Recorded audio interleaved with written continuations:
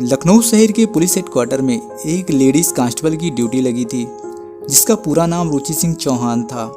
As 28 साल थी और ये यूपी की बिजनौर की रहने वाली थी। रुचि के परिवार में उनके माता पिता और भैया भाभी रहते थे, जो गांव में ही रहते थे, और रुचि की ड्यूटी लखनऊ में लगी थी। रुचि लखनऊ के अर्जुन नगर इलाके में एक कमरा किराए पर लेकर वहीं रहती थी। ये कहानी है सन 2022 तारीख 12 फरवरी को, जब रुचि अपनी ड्यूटी खत्म करके कमरे पर जा रही थी। उस दिन शनिवार था और अगले दिन रविवार था। रुचि अपने कमरे पर जा ही रही थी कि अचानक से उसके फ़ोन पर एक कॉल आता है, और ये कॉल रुचि के भाभी ने किया था।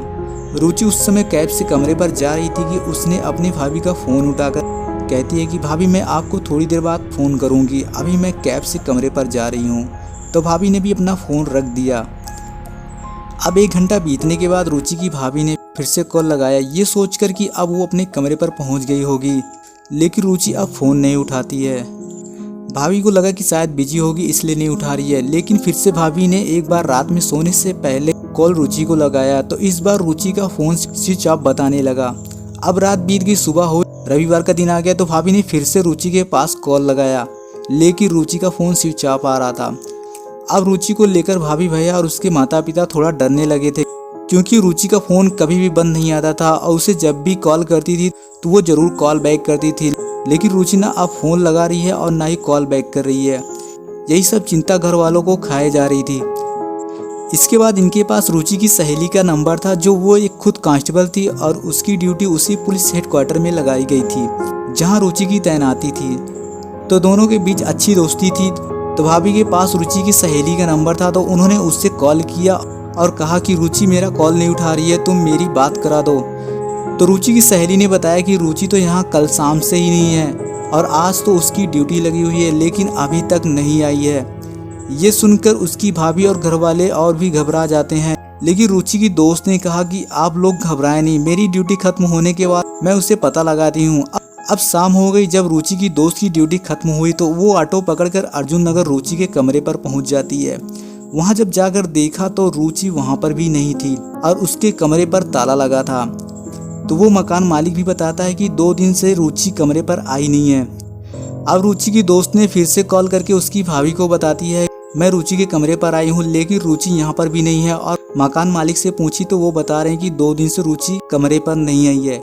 अब जब ये पता चला तो परिवार वालों की बेचैनी और भी ज़्यादा बढ़ गई और फिर उन्होंने कहा कि हम सभी लखनऊ आ रहे हैं। सभी रुचि के परिवार वाले मंडे को लखनऊ आ गए और यहाँ आने के बाद सभी रुचि का अता पता लगाने लगे, लेकिन कुछ भी पता नहीं चल रहा था। इस बीच रुचि की दोस्त को भी फिक्र सताने लगी, तो वो अपने सोशल मीडिया इंटरनेट पर रुचि की फोटो डालकर और फिर लिख दिया, ये लेडीज कांस्टेबल है जो 2 दिन से लापता है, अगर आपको कहीं मिले तो जरूर बताएं। अब इत्तेफाक से ये पुलिस वाली एक पुलिस से गायब होने की फोटो डालकर इंटरनेट पर ऐसा कर रही है, तो बड़ी शर्म की बात हो जाती है। अब फोटो वायरल हो गई और ये बात जब सभी पुलिस डिपार्टमेंट को पता चली तो रुचि की दोस्त पुलिस सीनियर ऑफिसर डांट लगाने लगे कि तुम ऐसा करके पुलिस डिपार्टमेंट की बेइज्जती करा रही हो। इसके बाद फिर रुचि के परिवार वाले रुचि की गुमशुदा होने की रिपोर्ट दर्ज कराते हैं, तो पुलिस रुचि का पता लगाने में जुट जाती है। अब रुचि को गायब हुए 5 दिन बीत चुके थे। तारीख आ गई थी 17 फरवरी, यानी 12 फरवरी को रुचि गायब हुई थी, अब 17 फरवरी आ गई थी। टोटल 5 दिन बीत चुके थे।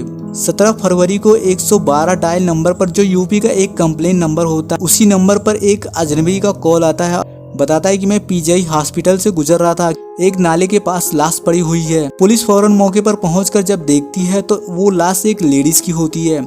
जिसके बाद पुलिस लाश को पोस्टमार्टम के लिए भेज देती है, लेकिन अभी तक उस लाश की पहचान नहीं हो पाई है और न ही पुलिस वाले ज्यादा पता लगाने की कोशिश कर रहे थे। अब इधर रुचि के परिवार वाले एक थाने से दूसरे थाने भटक रहे थे कि रुचि का पता लगाने के लिए। तभी एक कांस्टेबल तारीख 19 फरवरी को, जिसकी ड्यूटी वहीं पर लगी थी और वो संयोग से बिजनौर का ही रहने वाला था और रुचि के परिवार वालों को जानता था, तो वो इन सभी को देखा और जाकर पूछता है कि क्या हुआ, आप लोग यहाँ कैसे। तो रुचि के परिवार वालों ने वो सारी बात बताई। तो ये कांस्टेबल कहता है कि 2 दिन पहले एक लाश मिली थी, चलो चलकर देख लो। तो घर वाले डर जाते हैं और कहते हैं कि भला मैं क्यों देखने जाऊं उस लाश को। तो कांस्टेबल कहता है कि फिर भी एक बार कम से कम देख तो लो।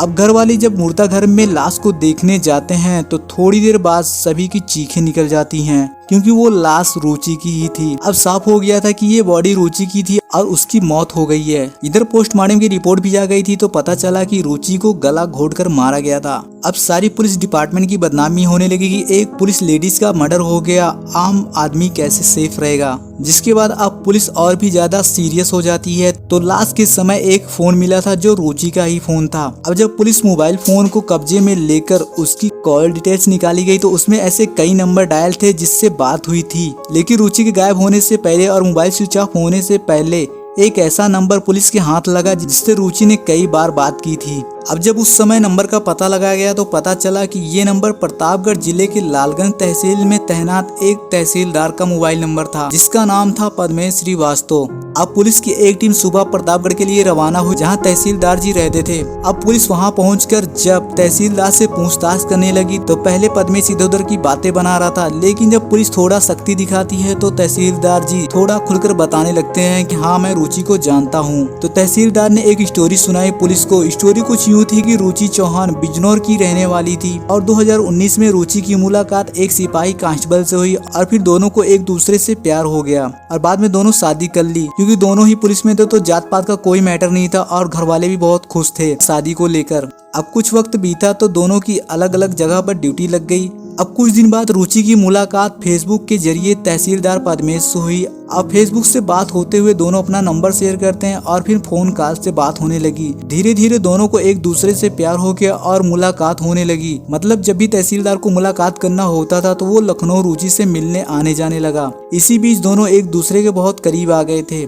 अब इन दोनों के अफेयर के बारे में रुचि के पति को पता चला तो दोनों के बीच में लड़ाई शुरू हो गई। तो ये बात रुचि ने तहसीलदार पद्मेश से बताई कि हमारे पति को हम दोनों के रिश्ते के बारे में पता चल गया है। तो तहसीलदार ने रुचि से कहा कि तुम अपने पति नीरज से तलाक ले लो, हम दोनों शादी कर लेंगे और अगर वो तलाक देने से मना कर दे तो तुम उसे धमकी देना कि मैं दहेज मांगने के मामले में केस कर सकती हूँ। तो रुचि ने वही किया जो तहसीलदार ने बताया था और वो अपने पति नीरज से तलाक मांगने लगी। तो नीरज को सारी बात पता ही थी तो उसने सोचा कि भला इसी में हमारी मैं तलाक दे देता हूँ और फिर उसने रुचि को तलाक दे दिया। अब रुचि आजाद हो गई थी और खुलकर तहसीलदार से मिल सकती थी। अब इधर तहसीलदार भी एक शादीशुदा था तो उसकी वाइफ को पता चल गया कि उसका पति किसी पुलिस लेडी से प्यार करता है। तो उसने अपने पति के ऊपर आरोप लगाने लगी, जिसके बाद तहसीलदार दबाव पड़ने लगी। इधर रुचि भी तहसीलदार को कॉल लगाती है, लेकिन तहसीलदार ना रुचि का कॉल ठीक से उठाते हैं और ना ही ठीक से बात कर रहे थे।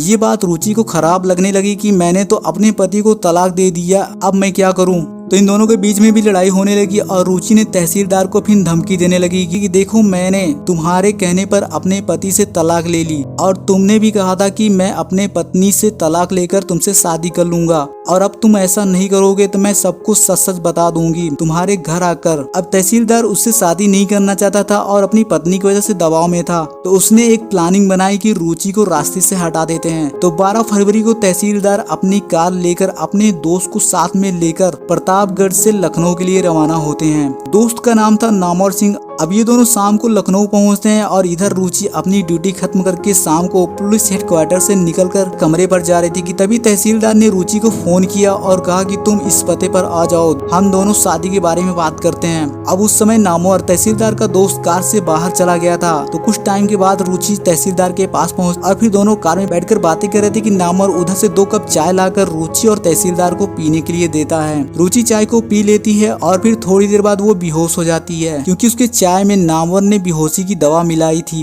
अब बेहोश होने के बाद ये दोनों रुचि को एक सुनसान जगह पर ले जाकर उसका गला दबाकर उससे मार डालते हैं और उसी जगह एक नाले के पास में उसकी बॉडी को फेंक देते हैं। अब तहसीलदार के मुंह से ये सब सुनने के बाद पुलिस को सब कुछ पता चल जाने के बाद तहसीलदार और उसकी पत्नी को दोस्त को पुलिस अरेस्ट कर लेती है। अब आप सोच रहे होंगे कि आखिर तहसीलदार की वाइफ को क्यों अरेस्ट किया गया। तो मैं आपको बता दूं जब तहसीलदार अपने घर से लखनऊ के लिए रवाना हो रहे थे तो पत्नी ने पूछा कि तुम कहाँ जा रहे हो। तो तहसीलदार ने कहा कि एक काम से लखनऊ जा रहा हूँ। तो उसकी पत्नी को तो पहले ही शक था तो उसने कहा कि तुम जरूर रुचि से मिलने जा रहे हो। तो तहसीलदार ने भी कहा कि हाँ मैं तुम्हारा काम करने जा रहा हूँ। तो तहसीलदार की पत्नी ने कहा कि ठीक है तुम काम करके ही वापस आना। तो कहीं न कहीं रुचि को मारने के लिए तहसीलदार की पत्नी का भी हाथ था। हेमन, अगर आपको ऐसे इंटरेस्टिंग केस सुनना बहुत ज्यादा पसंद है तो हमारे हेमन चैनल को प्लीज सब्सक्राइब जरूर कर लें। मिलते हैं आपको नेक्स्ट वीडियो में। Thank you.